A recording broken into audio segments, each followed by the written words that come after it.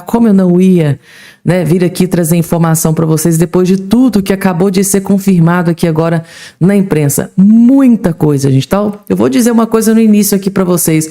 Coloquem o cinto de segurança, tá? Porque realmente é uma pancada atrás da outra que eu vou trazer nesse boletim aqui a partir de agora. Inclusive, gente, tem uma bomba que acabou de explodir em Brasília, que eu vou trazer nos mínimos detalhes aqui nesse boletim para todos vocês. É notícia bombástica que chocou Brasília agora neste exato momento. Vai estar bem completinho aqui nesse boletim. E aqui eu vou fazer um pouco diferente, gente, tá? Ao invés de trazer os spoilers, né, aqui no início para vocês, já vou começando aqui, dando início aqui com as informações para o vídeo não ficar muito longo. Sei que vocês não têm tempo para perder aqui nesse dia de hoje. Então já vou começar aqui, dando início aqui, trazendo todas as informações, muita coisa importante para trazer nesse boletim. Antes de tudo e qualquer coisa, claro, rapidamente, só não esqueçam de se inscrever aqui embaixo no canal, ativar o sininho das notificações e compartilhe o vídeo o máximo possível que vocês puderem. A Suprema Corte, o doutor Amarildo fez um vídeo que explodiu nas redes sociais. Ele acabou de soltar uma bomba, gente, tá? Contra a Suprema Corte, contra ministros do STF. O que a Suprema Corte está preparando? Na verdade, a bomba que a Suprema Corte está preparando contra o povo brasileiro, para o povo brasileiro, né, gente? A gente entende que é contra, eles entendem que não.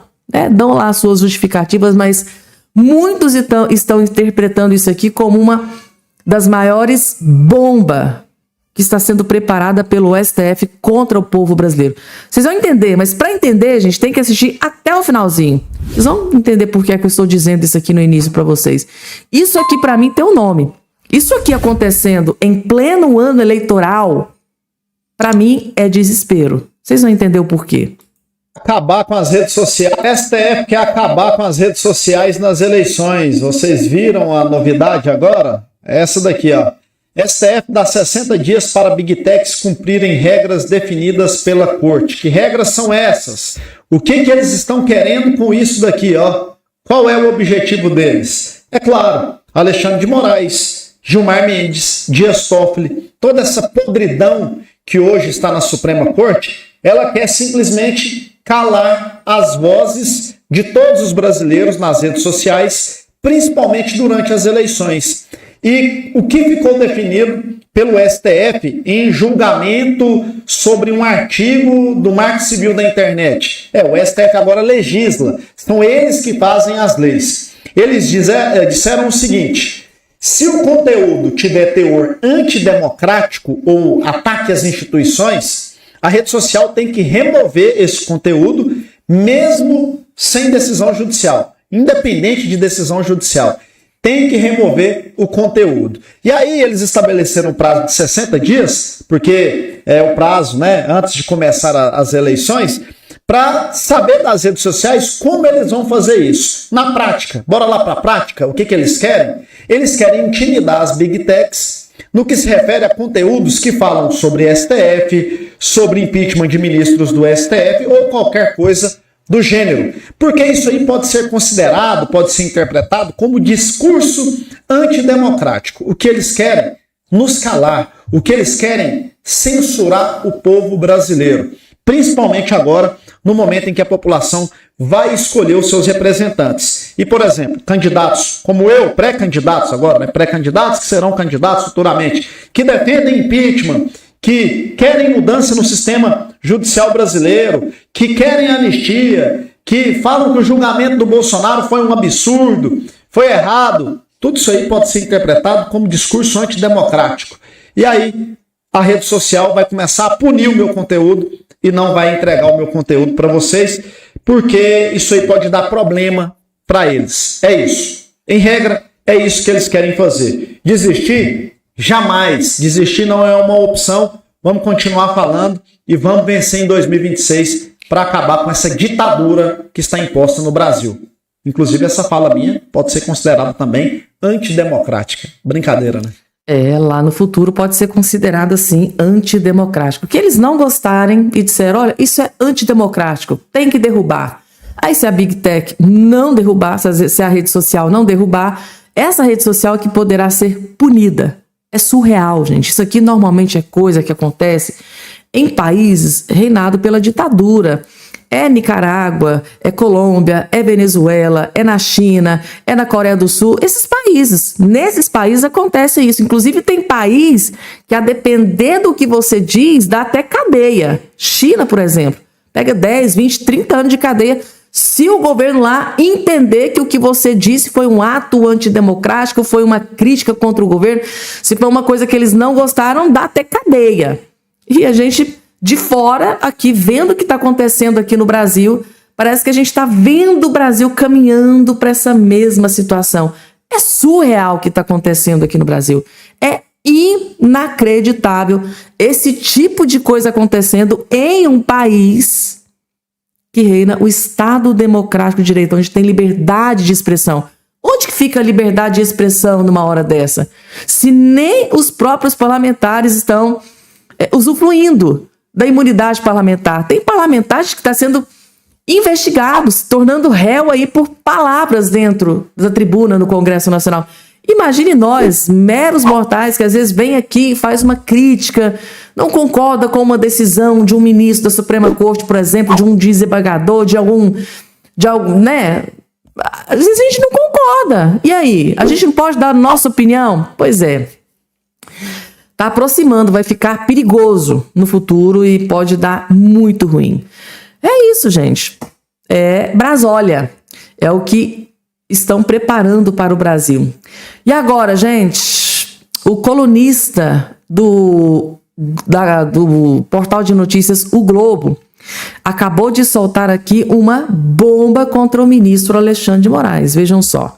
Vorcaro diz à Polícia Federal que contrato de 129 milhões com mulher de Moraes não teve contrapartida. Ou seja, nessa segunda delação que o Vorcaro entregou para a Polícia Federal, que mais uma vez a Polícia Federal rasgou e jogou na lata do lixo porque não teve serventia nenhuma, nessa nova delação, o Daniel Vorcaro voltou a citar o nome do ministro Alexandre de Moraes, citou o contrato de 129 milhões e disse aqui o seguinte, e eu penso o seguinte, só pelo fato do Vorcaro citar o nome do ministro Moraes, já assim, gente, é terrível para o Moraes, tá? Só para título de informação. Na proposta de delação premiada de Daniel Vorcaro, rejeitada pela Polícia Federal na semana passada, constava, sim, o nome de Alexandre de Moraes num dos anexos. Vorcaro admite que o contrato de 129 milhões com Viviane, mulher de Moraes, tinha como objetivo se aproximar do ministro Alexandre de Moraes. Ele confessou para a Polícia Federal, tá, gente, que o objetivo do contrato de 129 milhões era, sim, ter um acesso ao ministro, né, interpretado por muitos hoje, o ministro mais poderoso do STF. Muitos interpretam que hoje quem manda e desmanda no STF é o ministro Alexandre de Moraes. E ele foi certeiro igual um míssil teleguiado. Cara, qual ministro que eu quero ter acesso?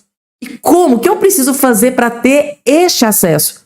Então, na cabeça dele, cara, vou fechar um contrato digno de uma mega sena, multimilionário com o escritório da esposa do cara. Porque através da esposa, de repente, eu posso chegar no cara. Essa foi a ideia do Vorcaro. Aqui, ó, ele então admitiu que o propósito desse contrato era para ter acesso ao ministro Moraes. Nenhum ato de ofício existe que comprometa Moraes. Pode ser, tá aqui, ó. Vejam só que essa aqui é a parte mais importante da matéria. Vorcaro admite que o contrato de 129 milhões com Viviane, mulher de Moraes, tinha como objetivo se aproximar do ministro, mas garante, nenhuma contrapartida foi dada. Nenhum ato de ofício existe que comprometa Moraes. Pode ser.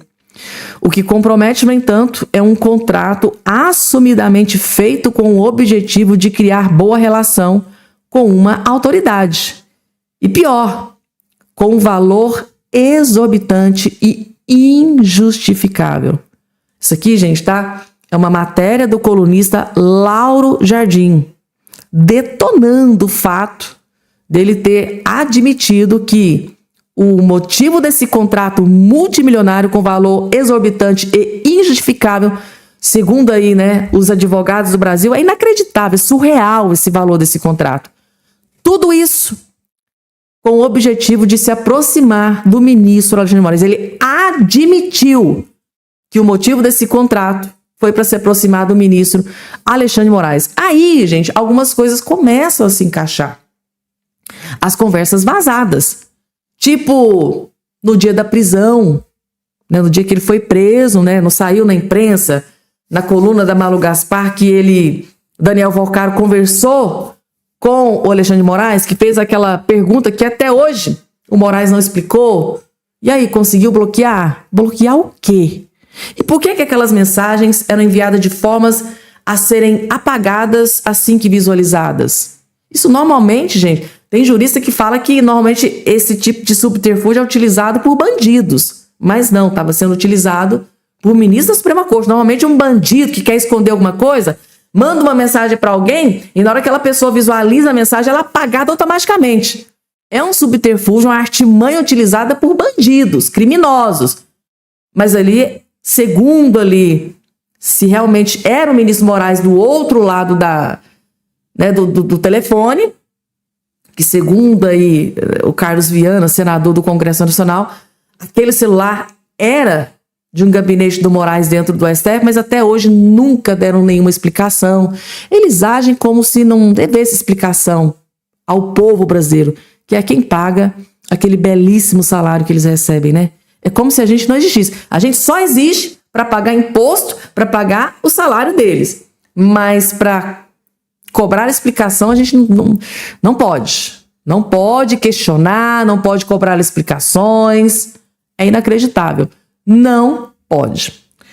E falando da palavra desespero, gente, vejam só a matéria que acabou de sair aqui. Vocês acreditam que a Suprema Corte no Brasil, o STF, está planejando uma vingança contra a Suprema Corte lá da Itália por causa daquele tapa na cara que a justiça italiana deu no ministro Alexandre de Moraes ao negar a extradição da Carla Zambelli de volta para o Brasil por ordem do ministro Moraes, né? Porque a justiça italiana esfregou na cara do ministro Moraes que ele foi um juiz parcial, ou seja, ele não foi imparcial no julgamento, por ser, dentre os vários motivos que a Suprema Corte da Itália deu, por ser vítima e juiz ao mesmo tempo. Isso não pode. Na justiça, no judiciário, isso não pode acontecer. Ou seja, a justiça italiana deu uma aula de direito para o ministro Alexandre de Moraes. E agora parece que a Suprema Corte está pensando em vingança contra o judiciário da Itália, gente. Que desespero é esse? Ficaram magoados. STF articula negar extradição de um italiano que está aqui, que a justiça da Itália quer lá, não vai extraditar. Para vingar, porque eles não mandaram para cá de volta a Carla Zambelli. Tem condição uma coisa dessa? Gente, é surreal isso aqui. Ministro do STF se articulam para negar um pedido do governo da Itália para extraditar um criminoso preso no Brasil. A negativa é avaliada como uma resposta, uma vingança, né, de reciprocidade, após a justiça italiana negar a extradição da ex-deputada Carla Zambelli, condenada em 2 processos no Supremo. O Supremo tem hoje 5 processos de extradição abertos pelo governo da Itália em andamento. O mais recente, aberto em maio, está sob a relatoria do ministro Flávio Dino. Trata-se de um pedido de extradição de Fábio Mattiuso, condenado na Itália a 5 anos e 6 meses de prisão pelo crime de falência fraudulenta.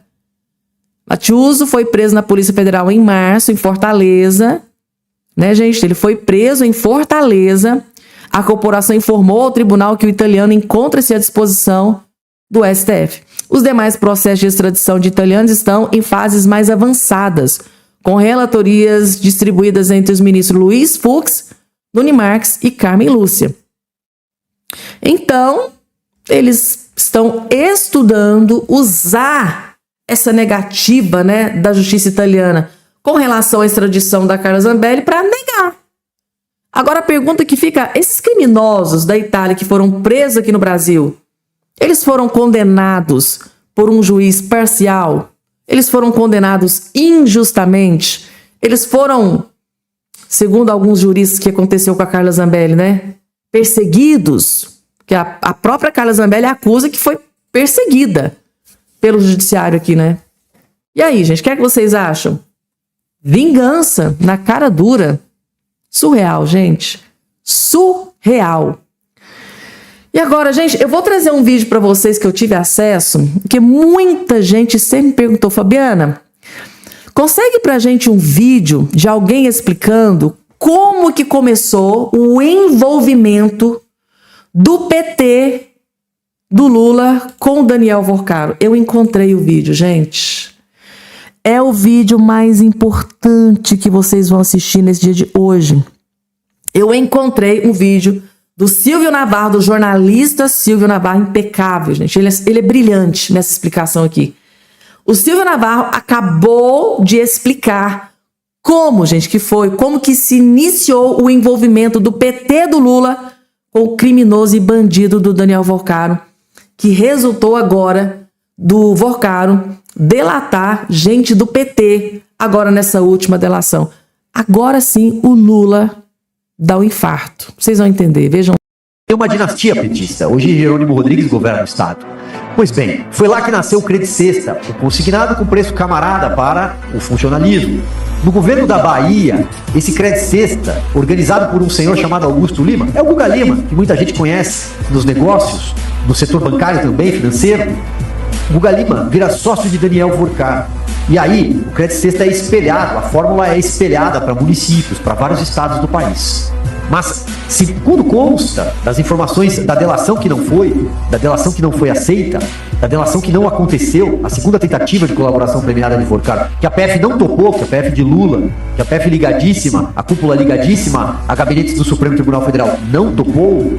Essa delação falava em dinheiro e como funcionava, dinheiro sujo, e como funcionava a negociata com o governo da Bahia, com o PT da Bahia. Então bateu no PT em cheio. Não para por aí não.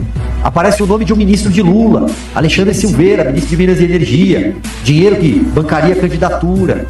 Aparecem mais nomes, tem muita coisa ali. Então ela se aproxima muito do Palácio do Planalto. Desta vez, essa segunda tentativa se aproxima muito do PT, mas não saiu do papel.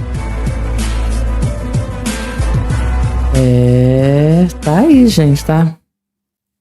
Um vídeo perfeito do Silvio Navarro explicando, gente, tá? Onde tudo começou. É o que o Flávio Bolsonaro sempre repete, gente, tá? O escândalo do caso Master começou no Credit Sexta, envolvendo gente poderosa do PT na Bahia. Foi tudo, foi onde tudo começou. Deu para vocês entenderem agora, gente, por que a petezada, por que os parlamentares do PT nunca assinaram o pedido de CPMI do escândalo do caso Master? Tá aqui, gente. Acho que contra fatos não há argumentos, né? E agora, gente, deixa eu trazer aqui uma informação. Daqui a pouco, gente, tá? Uma prisão acabou de acontecer. Essa prisão que acabou de acontecer, vocês vão gostar. Vou trazer daqui a pouco essa bomba aqui para vocês, porque agora, deixa eu trazer essa informação que acabou de sair aqui na imprensa com relação ao André Mendonça e o Lulinha, gente. A casa tá caindo definitivamente para o Lulinha, o filho do Lulão. Gabinete de Mendonça estaria pronto para enquadrar Lulinha como sócio do careca do INSS, revela site, tá? Tá aqui a informação. Enquanto a negociação de uma possível delação premiada do Vorcaro, né, monopoliza as tensões políticas, avança em paralelo de forma discreta outro inquérito de alto impacto eleitoral no Supremo Tribunal Federal. As fraudes em aposentadorias pagas pelo INSS. O caso está sob relatoria do ministro André Mendonça e informações que circulam nos corredores do Congresso, reveladas pelo site da revista Carta Capital, apontam que o gabinete do ministro André Mendonça estaria preparado para caracterizar Lulinha, o filho do Lula, como sócio do careca do INSS. E se o André Mendonça fizer isso aqui, enquadrar o Lulinha como sócio do careca do INSS, que foi o maior articulador desse rombo, dessa roubalheira, dessa fraude dos velhinhos do INSS, gente, acabou pro Lula. Acabou pro Lula se isso aqui for confirmado pelo ministro André Mendonça a partir das investigações que está sendo feita pela Polícia Federal sobre o comando do André Mendonça. Então, segundo Carta Capital, ministro André Mendonça, o gabinete do Mendonça estaria ali, gente, tá? Preparando já. Pode enquadrar o Lulinha como sócio oculto, né? Oculto do careca do INSS. Se isso acontecer, é o último prego no caixão das intenções do Lula em se perpetuar no poder, gente. É o André Mendonça partindo para cima do Lulinha. E agora, gente, tá? Deixa eu trazer aqui uma prisão que acabou de acontecer, porque vocês já devem estar sabendo, porque não se fala em outra coisa na internet, a não ser a Copa do Mundo e essa tragédia que aconteceu em Limeira, em São Paulo. A queda daquela menina que foi jogada sem corda. Quando a gente passa ali, né, gente, o celular, o rolo do celular, é isso aqui, é só isso aqui, Copa do Mundo, que dá, porque realmente foi terrível o que aconteceu com essa moça. E agora a informação que chegou é que os responsáveis foram presos, né? Parte dos responsáveis foram presos. 3 são presos após a morte de jovem que pulou, né, gente, tá? Ela foi jogada, né? Sem corda em Limeira. Inclusive, eu tenho aqui imagens do momento da prisão, tá aqui na tela, gente, tá? Graças a Deus foram presos. A Polícia de São Paulo prende homens que jogaram mulher de ponte sem nenhuma corda segurando, tá? Aqui é o momento em que eles foram presos, gente, tá? Isso aqui acabou de ser publicado aqui na internet. 3. Esses 3 aqui, capuzados ali, né? Não quer mostrar o rosto. Esses 3 foram responsáveis, gente, tá? Os 3. Vou colocar aqui, ó. Esses 3 foram responsáveis, né? Por essa tragédia que aconteceu em São Paulo nesse fim de semana, né? Que reverberou muito. Isso aqui, essa tragédia chocou o Brasil inteiro. E dando início aqui com as informações, gente, deixa eu começar trazendo aqui esse vídeo impecável, gente, da Marina Helena destruindo e detonando a Tabata Amaral, né, que é a famosa comunista, né, para-choque de comunista, como dizia o Pablo Marçal.